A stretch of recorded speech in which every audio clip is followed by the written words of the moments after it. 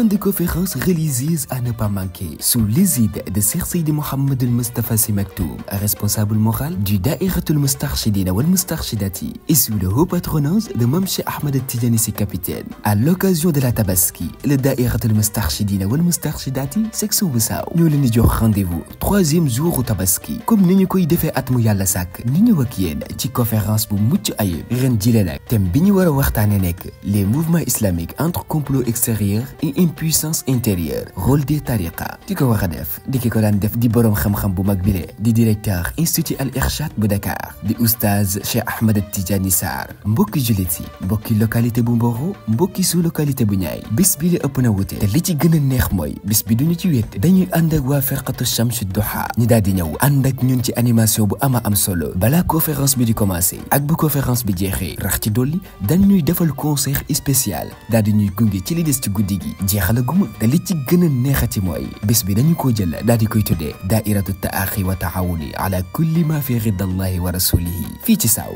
mbokki Saaw kon ak li ko wax am ngeen bés bu rëy a rëy ñu ngi ci woon ak bépp daaira bu nekk ci biir dëkk bi moo xam daaira murit daaira tijaan daaira layin ak daaira ñaseen di ci woo itam suñu mbokk ibaadu rahmaan yi yamuma foofu ñu ngi ciy woo itam bépp dëkk boo xamante ni yaa ngi wër Saaw li ko dalee Noto jàpp Bayax li ko dalee itam Saaw jàpp Mboro di ci woo Sénégal ak waa biti réew di ci woo waa Daïratul Moustarchidina wal Moustarchidati mbokki jullit yi bis baa ngi nii ngir daal di mën a yeggale imaamul mag bii di institut Al Irshad bi nekk fii ci Saaw le Daïratul Moustarchidina wal Moustarchidati ànd ko ak oustaz Cheikh ànd ko ak itam waa firqatu Chamsu Duha ñu ngi leen di jox rendez-vous le 3e jour de la Tabaski lu ñu fa jëlee daal di koy yóbbu ca institut Al Irshad ngir dooleel xam-xam ci biir réew mi kon nag mbokk yi bis baa ngi doon ëpp naa wute